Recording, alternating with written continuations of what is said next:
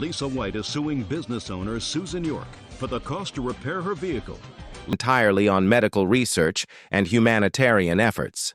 They appear to place great value on preserving life and treating the injured. There are references to something they call medical aid organizations and emergency response teams. Medical Director Kale nodded approvingly, a civilization dedicated to healing like we once were. They might understand our situation. But will they help us? They're unasked. We have nothing to offer except our medical databases. Our technology is advanced, but they seem to have developed independently along similar paths. Our medical database contains 4 centuries of research. Kale replied.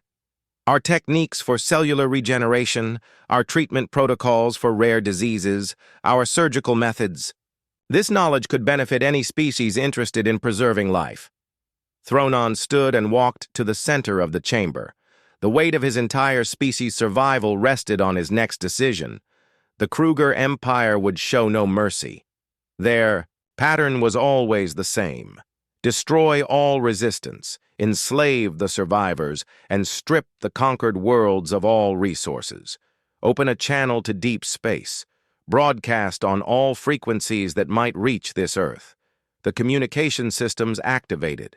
With a series of soft beeps, Nera nodded to indicate the channel was open and recording. Theon took a deep breath and began to speak. This is Council Leader Theron of the Vani Republic. We are transmitting this message to the species known as humans on the planet Earth. We have monitored your medical research transmissions and believe you are a people dedicated to healing and preserving life, as we are. He paused, looking at the images of burning colonies still displayed on the viewing screen. Our people face complete destruction. The Kruger Empire has invaded our territory with a fleet of 200 warships. We are a peaceful species with no military defenses. Our colonies have been attacked and millions of our people are wounded or trapped. Our medical facilities are overwhelmed, and we cannot evacuate our civilians through the Kruger blockade. The chamber was completely silent except for the soft hum of the recording equipment. We are not warriors. We gave up warfare centuries ago to focus on healing and knowledge. We have no weapons to defend ourselves, no military fleet to protect our people. In 6 days, the main Kruger invasion force will reach our homeworld, and our civilization will end. Theon's voice grew stronger as he continued. We ask for your help, not as conquerors seeking alliance, but as healers appealing to fellow healers. We need medical aid for our wounded, evacuation assistance for our civilians, and sanctuary for our refugees. In exchange, we offer our complete medical database, 4 centuries of advanced healing techniques, surgical procedures, and biological research. He gestured to Medical Director Kale, who stepped forward. Our knowledge includes cellular regeneration therapy, neural pathway reconstruction, treatment for over 3,000 diseases, and surgical techniques that can repair damage. We believe your medicine might find interesting. This knowledge is freely given. To any species willing to help preserve life, Theron resumed speaking. We understand we are asking strangers to risk themselves for people they have never met. But we have observed your transmissions and believe you understand the value of every life. Our children, our elderly, our scholars and healers. They face death not because of any crime they committed, but simply because they exist. And the Kruger Empire wants our worlds. The recording equipment continued its steady hum as Theron delivered the final part of his message. If you can help us, if you have medical ships that can reach us, if you have the means to evacuate our wounded and protect our refugees, please respond to this transmission. We will provide you with our location and all necessary coordinates. Time is running short. But we still have hope that somewhere in the galaxy there are others who believe that healing is more important than conquest.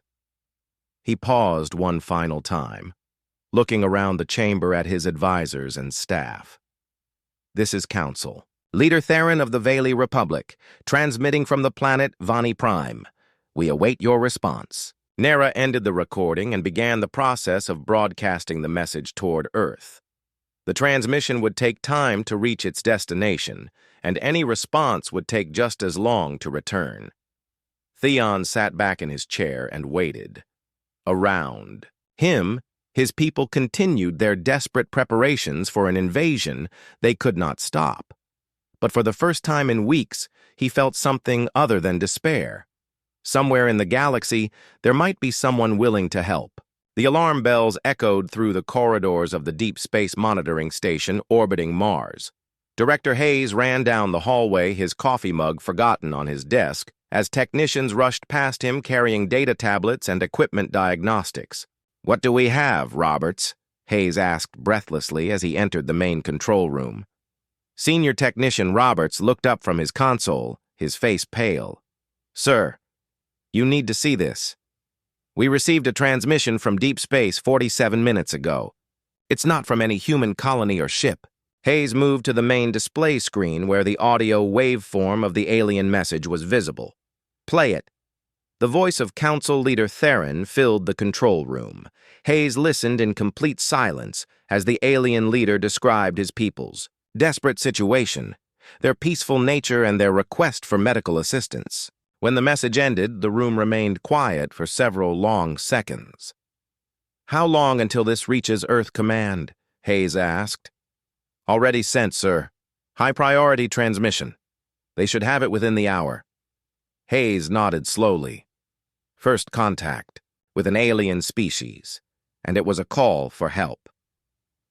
"Any analysis on the transmission source?" The signal originated from approximately 47 light-years away. The technology appears genuine. We can detect no signs of deception or artificial generation. Dr. Martinez in xenobiology is already reviewing the medical data they transmitted as proof of their claims. Hours later, the emergency session of the Terran Defense Council convened in the underground chambers beneath Geneva. Admiral Blake entered the room to find President Chen, Defense Secretary Williams, and 12 other high-ranking officials already seated around the holographic display table. "Gentlemen, ladies," Admiral Blake began. "Admiral Blake, what exactly are you proposing?" "I propose we do exactly what they asked for. We provide medical assistance to the Republic." "You mean hospital ships?" Blake smiled grimly. "I mean, we send them the best medical support humanity can provide. The hospital facilities aboard our most advanced warships." The room erupted again. Several officials began arguing at once about the risks of military intervention. Blake waited for the noise to die down before continuing. They asked for medical aid. "We will provide it. But when human medical personnel are treating patients, those patients are under our protection. That is not negotiable." Defense Secretary Williams stared at Blake. "You want to send a battle fleet disguised as a medical mission? I want to send a medical mission with adequate protection. If the Kruger Empire has a problem with our doctors treating wounded civilians, they can discuss it with our escort fleet." President Chen considered this for a long moment. "What kind of force are you thinking about?" Blake activated his personal data tablet and transferred information to the main display. "Task Force Medical, 13 ships. The Dreadnought Retribution is flagship, with full medical facilities and surgical suites, 12 heavy cruisers, each equipped with advanced medical bays and emergency treatment centers." "That is not a medical mission, Admiral. That is a full battle group." "It is both," Blake replied. "Every ship I am proposing has extensive medical facilities. Every ship carries doctors, nurses, surgeons, and medical technicians. We will provide the medical assistance they requested." Foreign Minister Lopez looked skeptical. "And if this Kruger Empire attacks our medical mission," Blake's smile became predatory, "then they will learn that attacking human medical personnel is a very bad idea." President Chen leaned back in his chair. The room remained silent as she considered the proposal. Finally, she spoke. "Admiral Blake, you have authorization to deploy Task Force Medical to provide humanitarian assistance to the Vani Republic. Rules of engagement are simple. Protect our medical personnel and their patients at all costs."